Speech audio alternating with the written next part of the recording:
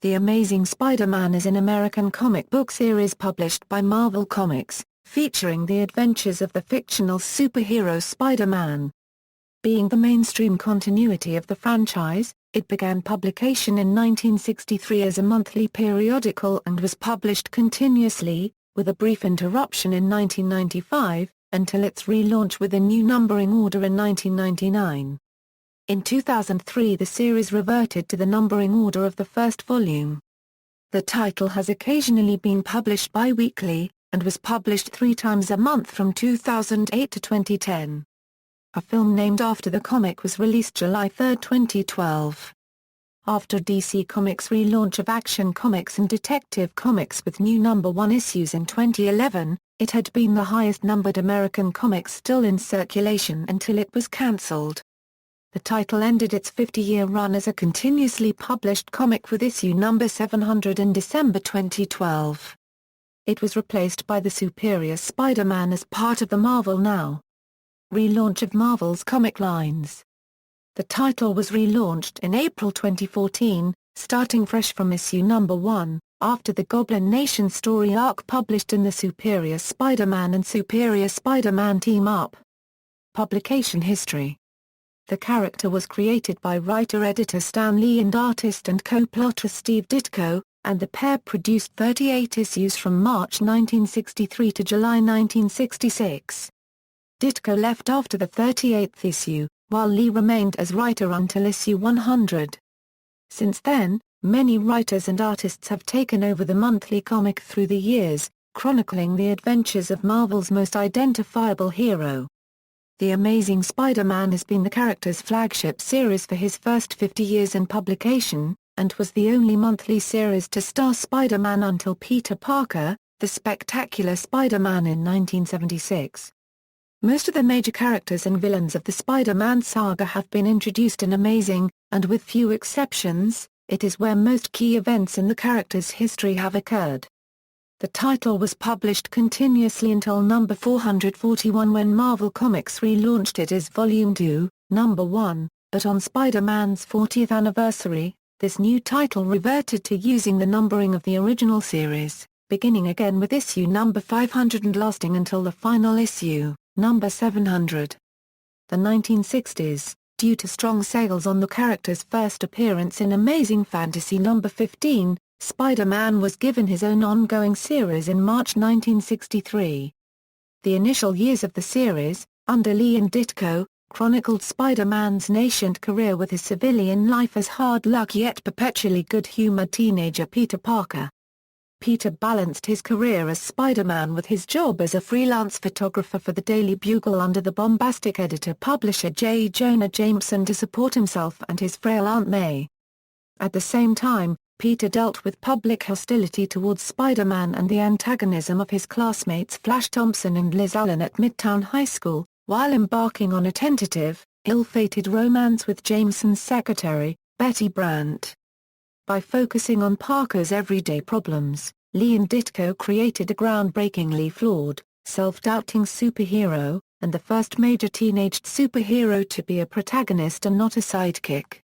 Ditko's quirky art provided a stark contrast to the more cleanly dynamic stylings of Marvel's most prominent artist, Jack Kirby, and combined with the humor and pathos of Lee's writing to lay the foundation for what became an enduring mythos. Most of Spider-Man's key villains and supporting characters were introduced during this time. Issue number 1 featured the first appearances of J. Jonah Jameson and his astronaut son John Jameson, and the supervillain the Chameleon. It included the hero's first encounter with the superhero team the Fantastic Four. Issue number 2 featured the first appearance of the Vulture and a beginning of Parker's freelance photography career at the newspaper The Daily Bugle. The Lee Ditko era continued to usher in a significant number of villains and supporting characters, including Dr. Octopus in number 3. The Sandman and Betty Brant in number 4. The Lizard in number 6. Living Brain in Electro in number 9. Mysterio in number 13. The Green Goblin in number 14. Kraven the Hunter in number 15. Reporter Ned Leeds in number 18. And the Scorpion in number 20. The Molten Man was introduced in number 28, which also featured Parker's graduation from high school. Peter began attending Empire State University in number 31, the issue which featured the first appearances of friends and classmates Gwen Stacy and Harry Osborn.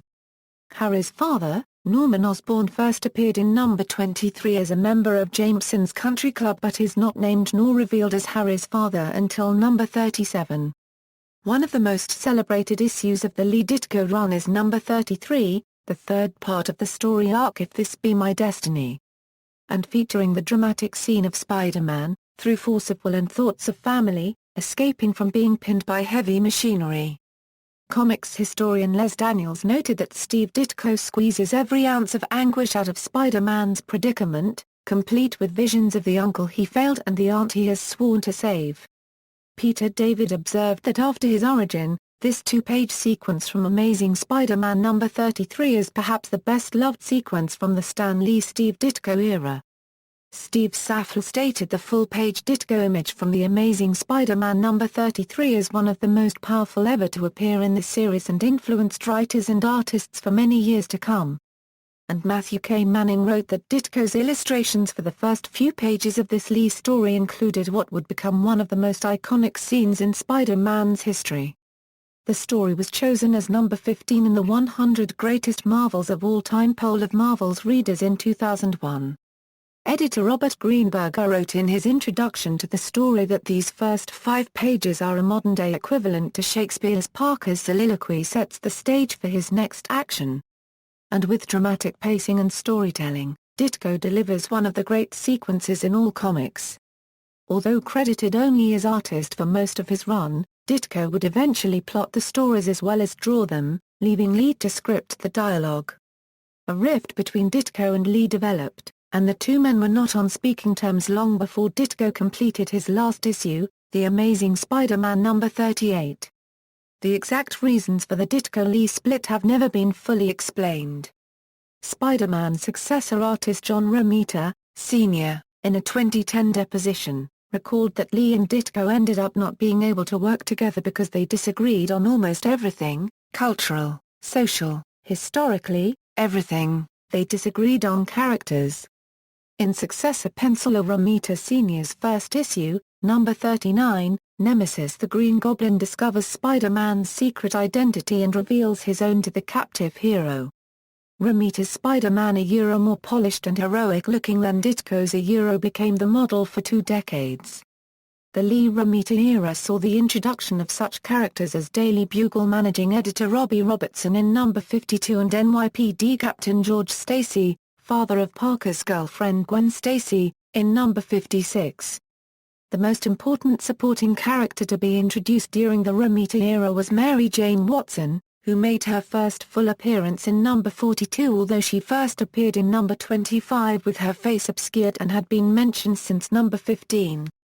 Peter David wrote in 2010 that Romita made the definitive statement of his arrival by pulling Mary Jane out from behind the oversized potted plant that blocked the reader's view of her face in issue number 25, and placing her on panel in what would instantly become an iconic moment.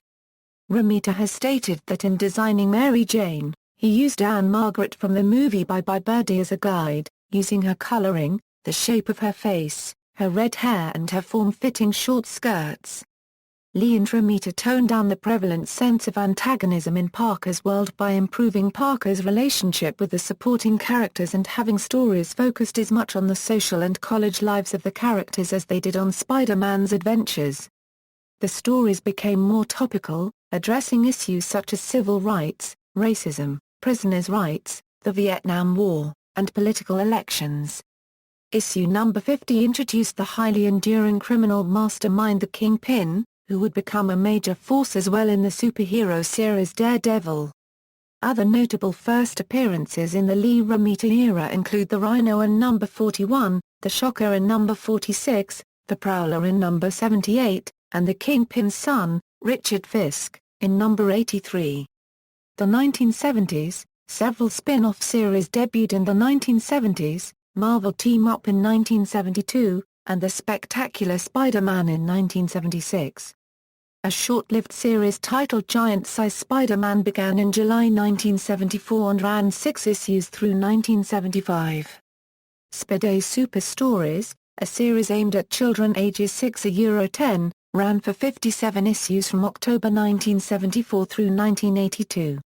The flagship title's second decade took a grim turn with a story in number 89-90 featuring the death of Captain George Stacy.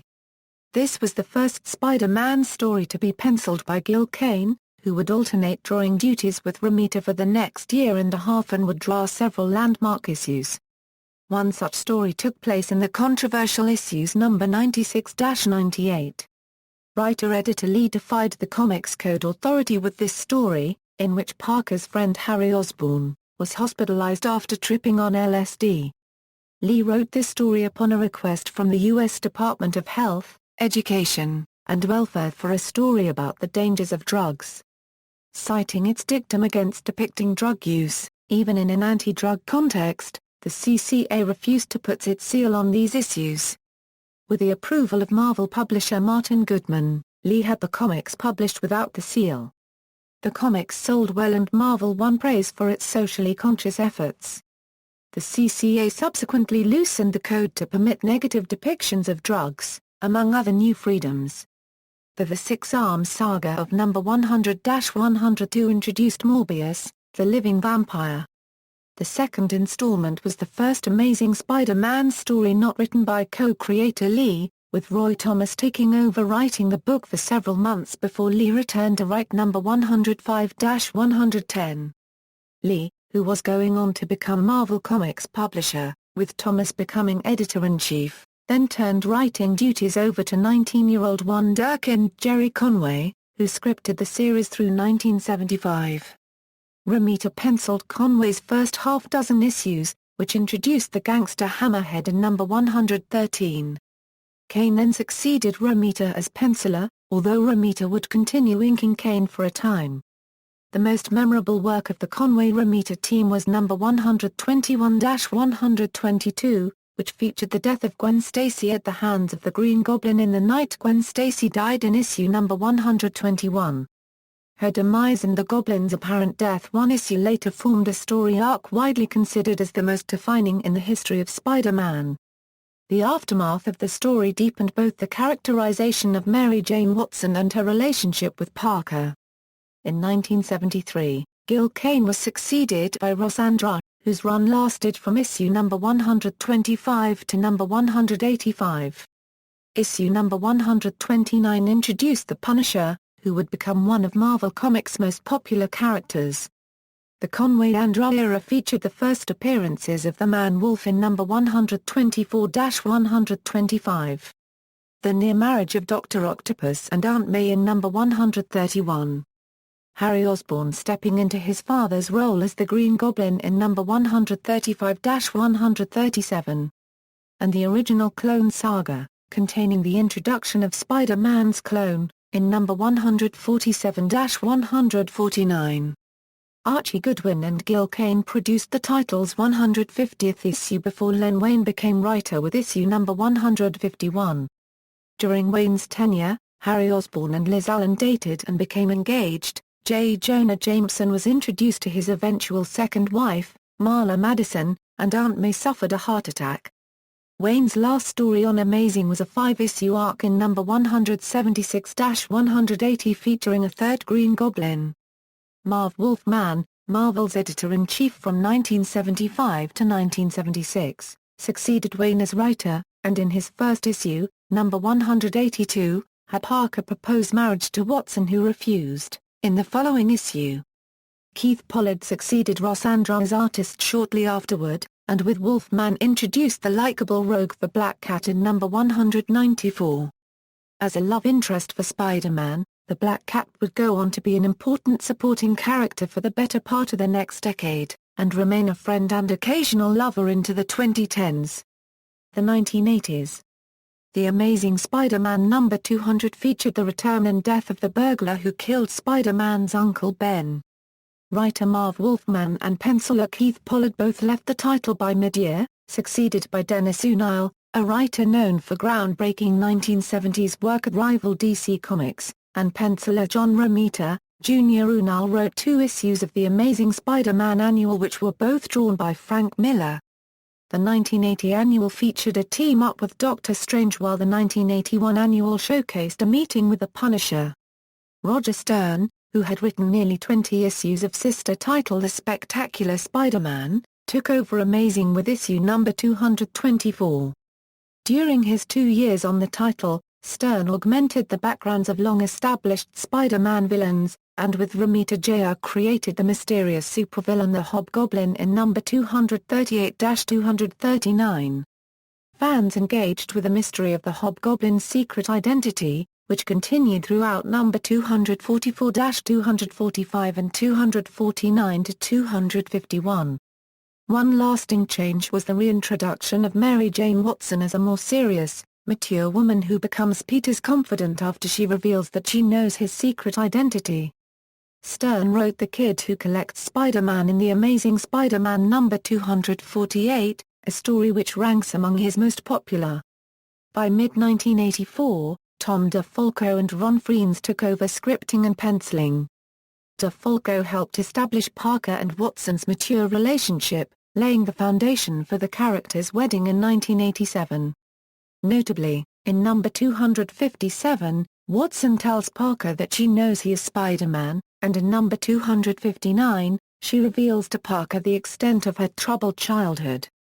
Other notable issues of the DeFalco-Frenz era include number 252, with the first appearance of Spider-Man's black costume, which the hero would wear almost exclusively for the next 4 years' worth of comics. The debut of criminal mastermind The Rose, in number 253. The revelation in number 258 that the black costume is a living being, a symbiote. And the introduction of the female mercenary Silver Sable in number 265. Tom DeFalco and Ron Frenz were both removed from The Amazing Spider-Man in 1986 by editor Owsley under acrimonious circumstances. A succession of artists including Alan Kupperberg, John Romita, Jr., and Alex Savoyuk penciled the book from 1987 to 1988. Owsley wrote the book for the first half of 1987, scripting the 5-part gang war story that DeFalco plotted. Former Spectacular Spider-Man writer Peter David scripted number 289, which revealed Ned Leeds as being the Hobgoblin, although this was retconned in 1996 by Roger Stern into Leeds not being the original Hobgoblin after all. David Michelini took over as writer in the next issue, for a story arc in number 290-292 that led to the marriage of Peter Parker and Mary Jane Watson in Amazing Spider-Man Annual number 21. The Kraven's Last Hunt storyline by writer J.M. DeMatteis and artists Mike Zeck and Bob McLeod crossed over into The Amazing Spider-Man number 293 and 294. Issue number 298 was the first Spider-Man comic to be drawn by future industry star Todd McFarlane, the first regular artist on The Amazing Spider-Man since Frenz's departure. McFarlane revolutionized Spider-Man's look. His depiction large-eyed, with wiry, contorted limbs, and messy, knotted, convoluted webbing influenced the way virtually all subsequent artists would draw the character. McFarlane's other significant contribution to the Spider-Man canon was the design for what would become one of Spider-Man's most wildly popular antagonists, the supervillain Venom. Issue number 299 featured Venom's first appearance before his first full appearance in number 300. The latter issue featured Spider-Man reverting to his original red and blue costume. Other notable issues of the Michelini-McFarlane era include number 312, featuring the Green Goblin vs. the Hobgoblin, and number 315-317, with the return of Venom. In July 2012, Todd McFarlane's original cover art for The Amazing Spider-Man number 328 sold for a bid of $657,250, making it the most expensive American comic book art ever sold at auction. The 1990s, with a civilian life as a married man, the Spider-Man of the 1990s was different from the superhero of the previous 3 decades. McFarlane left the title in 1990 to write and draw a new series titled simply Spider-Man. His successor, Eric Larson, penciled the book from early 1990 to mid-1991. After issue number 350, Larson was succeeded by Mark Bagley, who had won the 1986 Marvel Tryout contest and was assigned a number of low-profile penciling jobs, followed by a run on New Warriors in 1990. Bagley penciled the flagship Spider-Man title from 1991 to 1996. Issues number 361-363 introduced Carnage, a second symbiote nemesis for Spider-Man. The series' 30th anniversary issue, number 365, was a double-sized, hologram cover issue with a cliffhanger ending of Peter Parker's parents, long thought dead, reappearing alive. It would be close to 2 years before they were revealed to be imposters, who were killed in number 388, scripter Michelin's last issue. His 1987–1994 stint gave him the second longest run as writer on the title, behind Stan Lee. Issue number 375 was released with a gold foil cover. There was an error affecting some issues in which are missing the majority of the foil. With number 389, writer J. M. DeMatteis, whose Spider-Man credits included the 1987 Kraven's Last Hunt story arc and a 1991–1993 run on the Spectacular Spider-Man, took over the title. From October 1994 to June 1996, Amazing stopped running stories exclusive to it, and ran installments of multi-part stories that crossed over into all the Spider-Man books. One of the few self-contained stories during this period was in number 400, which featured the death of Aunt May, a year later revealed to have been faked. The Clone Saga culminated with the revelation that the Spider-Man who had appeared in the previous 20 years of comics was a clone of the real Spider-Man.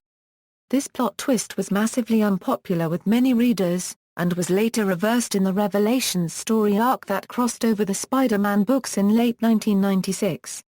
The Clone Saga tied into a publishing gap after number 406, when the title was temporarily replaced by The Amazing Scarlet Spider number 1-2, featuring Ben Reilly. The series picked up again with number 407, with Tom DeFalco returning as writer. Bagley completed his 5.5-year run by September 1996. A succession of artists, including Ron Garney, Steve Skroce, Joe Bennett, and Raphael Karainen, penciled the book until the final issue, number 441, after which Marvel rebooted the title with Volume 2, number 1. Relaunch in the 2000s, Marvel began The Amazing Spider-Man anew with Volume 2, number 1. Howard Mackie wrote the first 29 issues. The relaunch included the Sandman being regressed to his criminal ways and the death of Mary Jane, which was ultimately reversed. Other elements included the introduction of a new Spider-Woman and references to John Byrne's Spider-Man, Chapter 1, which launched at the same time as the reboot.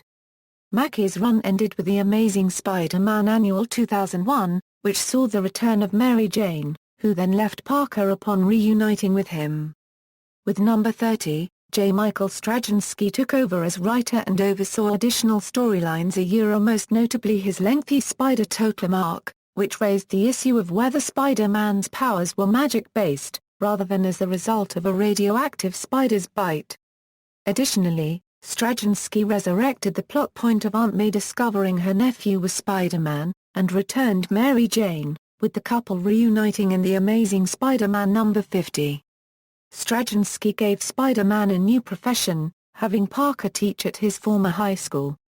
Issue number 30 began a dual numbering system, with the original series numbering returned and placed alongside the Volume 2 number on the cover. Other longtime, rebooted Marvel Comics titles, including Fantastic Four, likewise were given the dual numbering around this time. In October 2000, John Romita, Jr. succeeded John Byrne as artist. After Volume 2, number 58, the title reverted completely to its original numbering for number 500.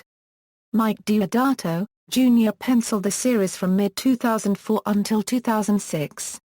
That year Peter Parker revealed his Spider-Man identity on live television in the company crossover storyline Civil War, in which the superhero community is split over whether to conform to the federal government's new Superhuman Registration Act. This knowledge was erased from the world with the event of the four-part, Crossover story arc, One More Day, written partially by J. Michael Straczynski and illustrated by Joe Quesada, running through The Amazing Spider-Man No. 544-545, Friendly Neighborhood Spider-Man No. 24 and The Sensational Spider-Man No. 41, the final issues of those two titles. Here, the demon Mephisto makes a Faustian bargain with Parker and Mary Jane, offering to save Parker's dying Aunt May if the couple will allow their marriage to have never existed, rewriting that portion of their pasts. The story arc marked the end of Straczynski's tenure as writer. Following this, Marvel made The Amazing Spider-Man the company's sole Spider-Man title, increasing its frequency of publication to 3 issues monthly, and inaugurating the series with a sequence of back-to-basics story arcs under the banner of Brand New Day. Parker now exists in a changed world where he and Mary Jane had never married, and Parker has no memory of being married to her, with domino effect differences in their immediate world. The most notable of these revisions to Spider-Man continuity are the return of Harry Osborn, whose death in the Spectacular Spider-Man No. 200 is erased, and the re-establishment of Spider-Man's secret identity, with no one except Mary Jane able to recall that Parker is Spider-Man. The alternating regular writers were initially Dan Slott, Bob Gale, Mark Guggenheim, Frederick Van Lent, and Zeb Wells, joined by a rotation of artists that included Chris Bachalo, Phil Jimenez, Mike McCon, John Romita, Jr. and Marcos Martoen. Joe Kelly, Mark Waid and Roger Stern later joined the writing team and Barry Kitson the artist roster. Waid's work on the series included a meeting between Spider-Man and Stephen Colbert in The Amazing Spider-Man No. 573. Issue No. 583 included a backup story in which Spider-Man meets President Barack Obama.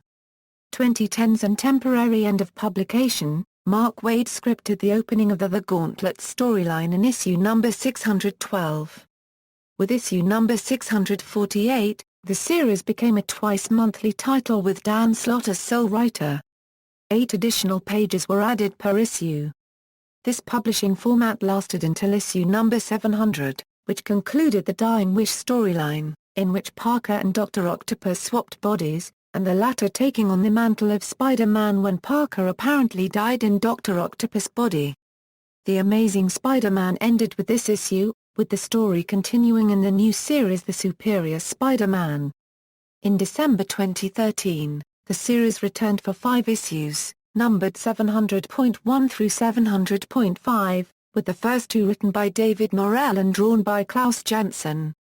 2014 relaunch. In January 2014, Marvel confirmed that The Amazing Spider-Man would be relaunched on April 30, 2014, starting from issue No. 1, with Peter Parker once again as Spider-Man. Between issues No. 4 and No. 5, The Amazing Spider-Man would be involved on Original Sin's storyline that's slated to launch sometime in 2014. Collected editions. References. External links: The Amazing Spider-Man at the Comic Book DB, The Amazing Spider-Man Volume 2 at the Comic Book DB, The Amazing Spider-Man comic book sales figures from 1966 present at the Comics Chronicles, Spider-Man at Marvel Comics Wikia, The Amazing Spider-Man cover gallery, Spider-Man videos.